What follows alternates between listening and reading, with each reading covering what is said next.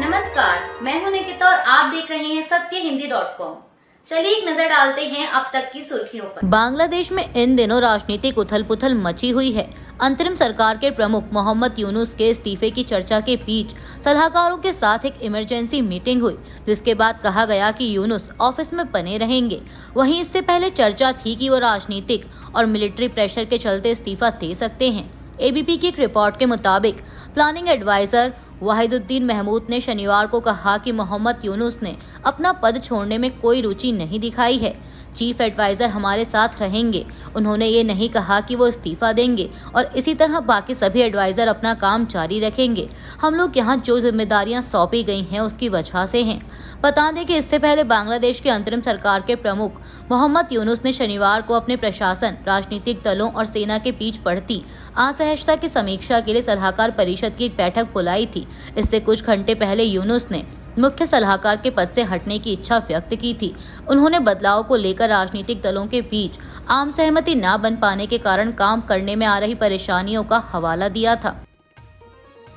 कांग्रेस नेता पवन खेड़ा ने भाजपा सांसद निशिकांत दुबे के एक बयान पर निशाना साधा है। दरअसल निशिकांत दुबे ने कहा था कि आतंकवाद का कोई धर्म नहीं होता। उन्होंने कहा था कि पहलगाम की घटना अलग थी, जहां धर्म पूछकर मारा गया।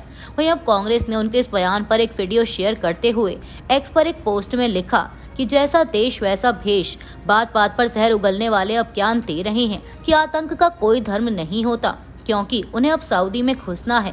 दुर्भाग्य है कि ऐसे दोगले चरित्र के लोगों को देश का प्रतिनिधित्व करने इतने महत्वपूर्ण देशों में भेजा जा रहा है। दरअसल आपको बता दें कि दुनिया के सामने आतंकवाद के मुद्दे पर पाकिस्तान को बेनकाब करने के लिए जय बजयंत पांडा के नेतृत्व में निशिकांत दुबे, असदुद्दीन ओवैसी, सतनाम संधू, फंगनन कोन्याक, रेखा शर्मा, पूर्व मंत्री गुलाम नबी आजाद और पूर्व विदेश सचिव हर्ष श्रृंगला का प्रतिनिधि मंडल सऊदी अरब, कुवैत, बहरीन और अल्जीरिया की यात्रा पर रवाना हुए हैं। कांग्रेस नेता ने इसी दौरे का जिक्र किया है। पाकिस्तान के प्रधानमंत्री शहबाज शरीफ तुर्की, ईरान, अजरबैजान और ताजिकिस्तान का दौरा करेंगे। पाकिस्तानी विदेश मंत्रालय ने ये जानकारी दी। पाकिस्तान के विदेश मंत्रालय ने बताया कि शहबाज शरीफ का ये विदेशी दौरा 25 मई से 30 मई तक होगा। विदेश मंत्रालय ने अपने बयान में कहा है कि शरीफ अपने दौरे के दौरान तुर्की, ईरान, अजरबैजान और ताजिकिस्तान के नेताओं के साथ विभिन्न मुद्दों पर चर्चा करेंगे। पाकिस्तान प्रधानमंत्री का ये दौरा ऐसे समय में हो रहा है जब पाकिस्तान और भारत के बीच हुए सैन्य संघर्ष के दौरान तुर्की और अजरबैजान ने खुलकर पाकिस्तान का साथ दिया था। विदेश मंत्रालय ने बयान में ये भी कहा कि भारत के साथ हुए संघर्ष के दौरान पाकिस्तान को मित्र देशों की ओर से मिले समर्थन के लिए शरीफ को उन्हें आभार व्यक्त करने का भी अवसर मिलेगा। ठाणे नगर निगम यानी टीएमसी ने बताया कि शनिवार को शहर में कोविड-19 के एक मरीज की मौत हो गई, जबकि वायरल संक्रमण के 8 नए मामले सामने आए हैं। इसने बताया कि शहर में कुल 18 एक्टिव कोविड-19 मरीज हैं, जिनमें से केवल एक का अस्पताल में इलाज चल रहा है, जबकि अन्य घर पर ही आइसोलेशन में हैं। सभी की हालत स्थिर बताई गई है। टीएमसी की ओर से जारी विज्ञप्ति में बताया गया कि गंभीर डायबिटीज से पीड़ित 21 वर्षीय एक व्यक्ति की सुबह कलवा स्थित टीएमसी के छत्रपति शिवाजी महाराज अस्पताल में एक से अधिक डिजीज के कारण मौत हो गई। समाजवादी पार्टी के विधायक अबू आसमी ने महाराष्ट्र के मुख्यमंत्री देवेंद्र फडणवीस से मुलाकात की और लाउड स्पीकर को लेकर हो रही सियासत पर चिंता जताई।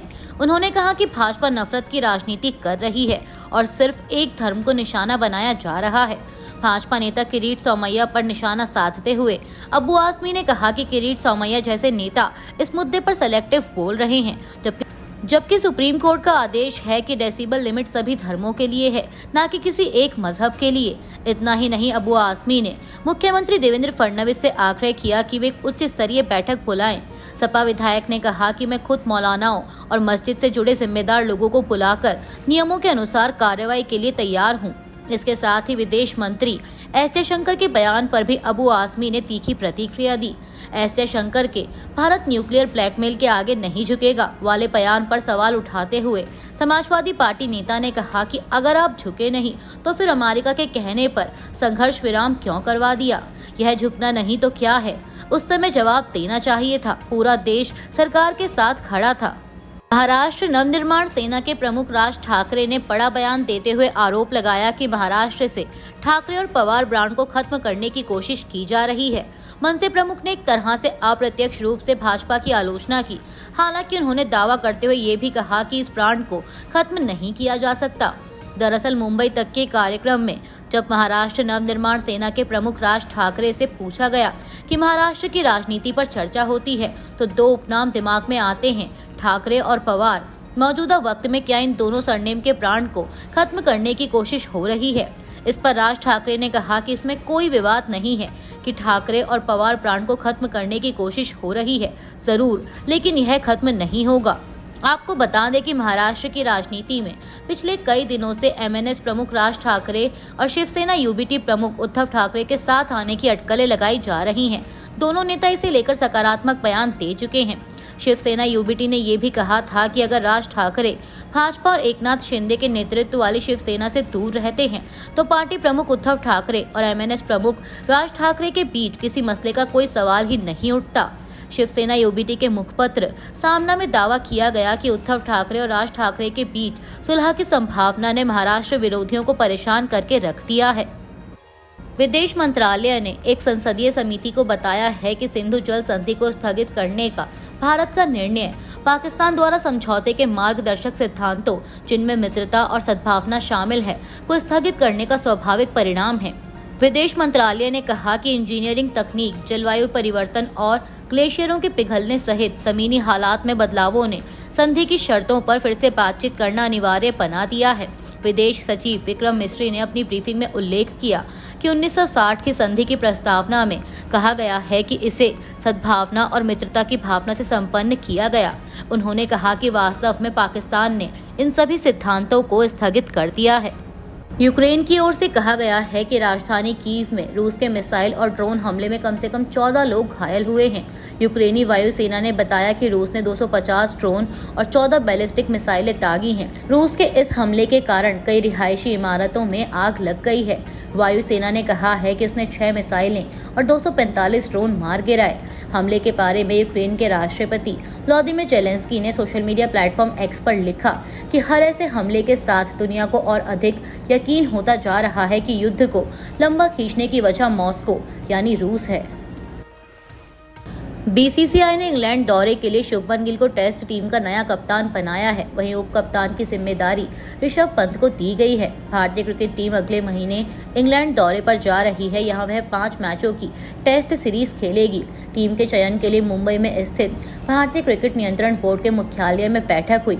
इस बैठक में बीसीसीआई के सचिव देवजीत सैकिया और अजीत अगरकर की अगुवाई वाली चयन समिति के सदस्य शामिल हुए।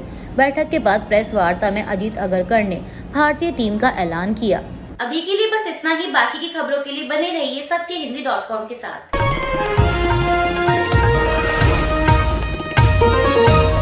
Copyright disclaimer under Section 107 of the Copyright Act 1976. Allowance is made for fair use for purposes such as criticism, comment, news reporting, scholarship, and research.